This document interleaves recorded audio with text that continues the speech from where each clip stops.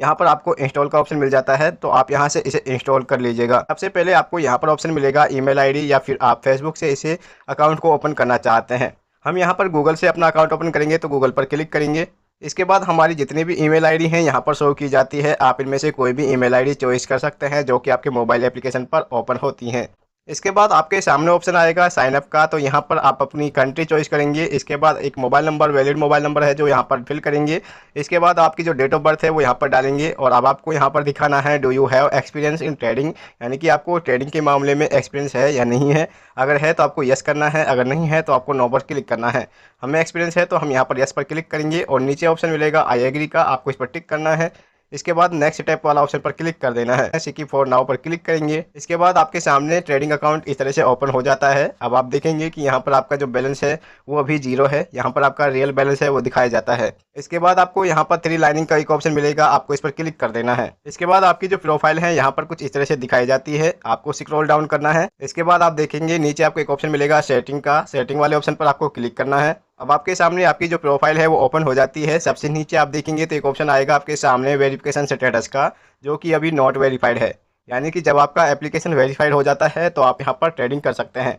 अब इसे वेरीफाई करने के लिए आपको क्या करना है, सिंपल सा आपको इस वाले ऑप्शन पर क्लिक करना है। अब दोस्तों हमारे सामने ऑप्शन आता है अपलोड डॉक्यूमेंट का। यहाँ पर आप क्या डॉक्यूमेंट अपलोड करेंगे, हम यहाँ पर यूज करेंगे आधार कार्ड का। आप यहाँ पर और भी डॉक्यूमेंट यूज कर सकते हैं। नीचे आपको ऑप्शन मिलेगा अपलोड करने का। जो भी आप यहाँ पर डॉक्यूमेंट अपलोड करेंगे उसका बैक साइड और फ्रंट साइड यहाँ पर आपको अपलोड करना होगा। इसके बाद आपको नीचे ऑप्शन मिल जाएगा सबमिट का। आप यहाँ पर देख सकते हैं सबमिट रिक्वेस्ट का एक ऑप्शन आपको मिल रहा है। जो भी डॉक्यूमेंट आप अपलोड करेंगे वो जेपीजी में होना चाहिए और 10 MB से कम होना चाहिए। इसके बाद जो भी आपकी रिक्वेस्ट है वो सबमिटेड हो चुकी है, और आपका डॉक्यूमेंट से 2 घंटे के अंदर भी वेरीफाई किया जा सकता है। इसके बाद नीचे ऑप्शन मिलेगा गोइट का, आपको गोइट पर क्लिक करना है। दोबारा से आप अपनी प्रोफाइल में देखेंगे तो आपका डॉक्यूमेंट अपलोड करने के बाद आपकी जो वेरिफिकेशन स्टेटस है यहाँ पर वेरीफाइड आ जाता है, यानी कि अब आपका अकाउंट है जो वेरीफाइड हो चुका है। उसके बाद बैक आएंगे तो अब आप देख सकते हैं इंटरफेस कुछ इस तरह से देखने को मिलेगा। यहाँ पर आपको एक ऑप्शन मिलेगा डिपॉजिट का। डिपॉजिट पर क्लिक करने के बाद आपके सामने यहाँ पर अकाउंट का एक ऑप्शन आ जाता है। अब यहाँ पर आपको पेमेंट मेथड दिखाई जाती हैं कि आप यहाँ पर किस तरह से अपनी पेमेंट को ऐड करना चाहते हैं।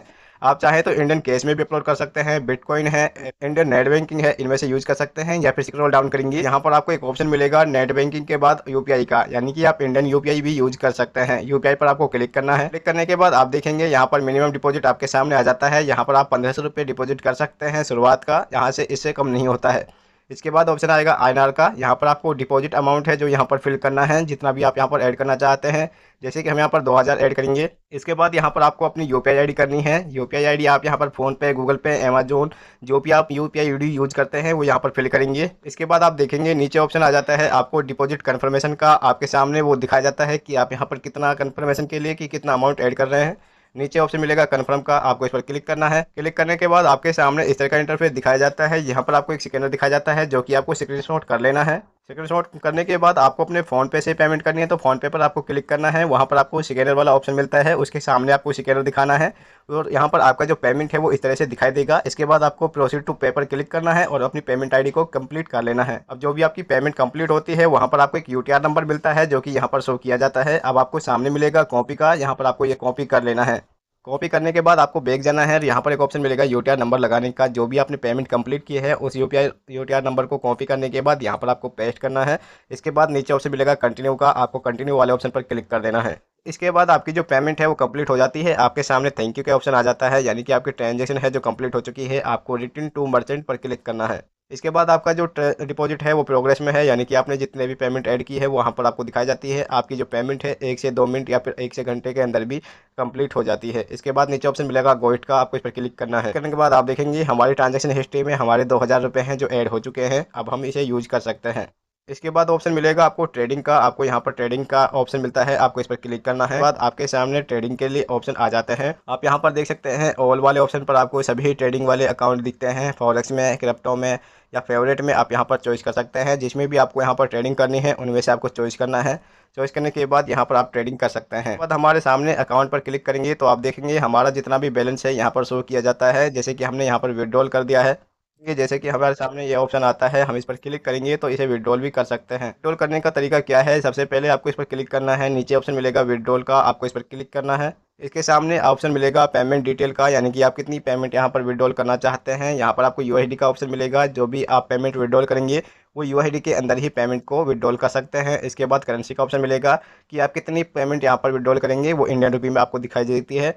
इसके बाद आपने जो भी बैंक यहाँ पर ऐड कर रखी है वो यहाँ पर शो की जाती है। आप चाहें तो बैंक डिटेल यहाँ पर देख भी सकते हैं। ये सारी चीज़ें भरने के बाद दोस्तों नीचे ऑप्शन आएगा योर ट्रेडिंग ऑक्टा पिन का, यानी कि अगर आपने ऑक्टा पिन बना रखा है तो आपको अपना ऑक्टा पिन है यहाँ पर यूज़ करना होगा। अगर आपको पता नहीं है कि आपका ऑक्टा पिन क्या है तो आपको ऑप्शन मिल जाता है forget your trading octa pin, यानी कि आपको ऑक्टा पिन का एक ऑप्शन मिलता है। आपको इस पर क्लिक करके दोबारा से अपना पिन बना सकते हैं।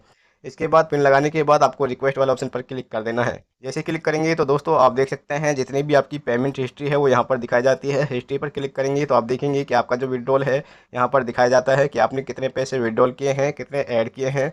वो सारी चीज़ें भी आपको यहाँ पर शो की जाती है। जो भी आपका अवेलेबल बैलेंस होगा यहाँ पर आपको दिखाया जाता है।